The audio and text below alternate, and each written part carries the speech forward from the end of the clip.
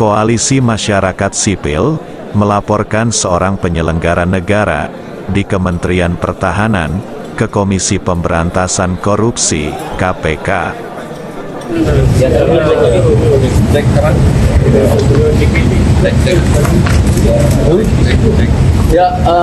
Assalamualaikum warahmatullahi wabarakatuh. Selamat siang teman-teman jurnalis, terima kasih sudah hadir.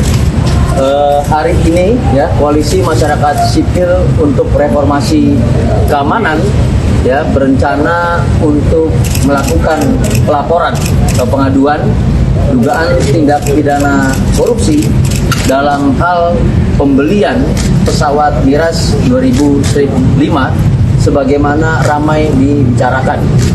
Sosok itu dilaporkan terkait dugaan korupsi pembelian pesawat jet Miras bekas dari Angkatan Udara Qatar.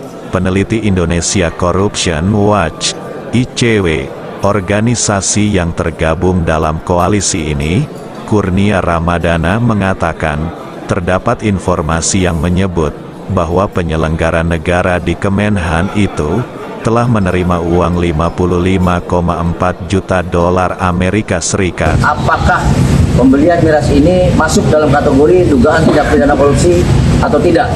Semata-mata tujuannya, karena ini kaitannya dengan anggaran negara, tentu untuk membuat masalah ini menjadi clean and clear, bukan menjadi perdebatan di ruang politik belaka yang tidak berujung apa-apa dan tidak memberikan manfaat apapun bagi rakyat Indonesia, tetapi melalui proses yang formil dengan kanal yang resmi dan proses yang reliable melalui instansi pemerintah yang bernama Komisi Pemberantasan Korupsi Republik Indonesia atau KPK RI. Terutama soal indikasi penerimaan kickback oleh seorang penyelenggara negara di Kementerian Pertahanan.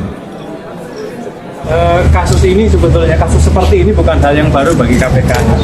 Jadi sebelumnya ada berbagai kasus di KPK yang ditangani berdasarkan informasinya dari kasus korupsi yang terungkap di luar negeri ya. Jadi saya kira KPK tidak bisa terlalu lama menunggu ya, mesti harus proaktif bekerja sama dengan penyidik dari Uni Eropa.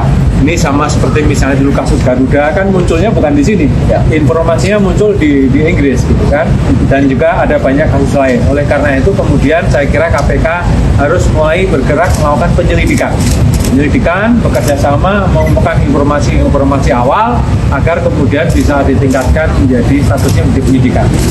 Pembelian itu dikatakan batal, tapi kan batal dan ditunda itu kan beda tipis 11-12 kan, karena dari informasi kawan yang bocor itu kan sebetulnya ini hanya penundaan saja sampai menunggu proses politik selesai.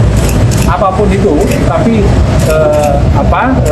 indikasi awal terjadinya tindak pidana korupsi dan dugaan penyuapan ini mestinya ini harus menjadi perhatian bagi KPK untuk segera mulai Oke, yang kami turut sampaikan kepada KPK adalah terkait dengan pemberitaan yang menyebutkan ada kickback yang diterima oleh seorang penyelenggara negara di Kementerian Pertahanan. Kemudian kalau terkait dengan belum ada dana negara yang keluar, satu, kemudian yang kedua kontrak sudah dibatalkan, tentu kita sebagai masyarakat berhak untuk bertanya, kalau tidak ada dana yang dikeluarkan, bagaimana proses perumusan sampai pada titik untuk melakukan atau rencana pembelian sejumlah pesawat. Tadi soal kontrak sudah dibatalkan, mana bukti kontrak yang sudah dibatalkan itu, tolong juga tunjukkan. Jangan hanya penyampaian lisan, apalagi pemberitaan ini sudah menjadi konsumsi publik beberapa minggu kebelakang. Jadi kalau ditanya apa indikasi tindak pidana korupsi yang kami laporkan, adalah indikasi penerimaan suap. Lagi-lagi, karena itu masih indikasi, karena punya keterbatasan kami sebagai organisasi masyarakat sipil, kami serahkan kepada KPK untuk menelusuri kebenaran penerimaan kickback oleh seorang penyelenggara negara di Kementerian Pertahanan.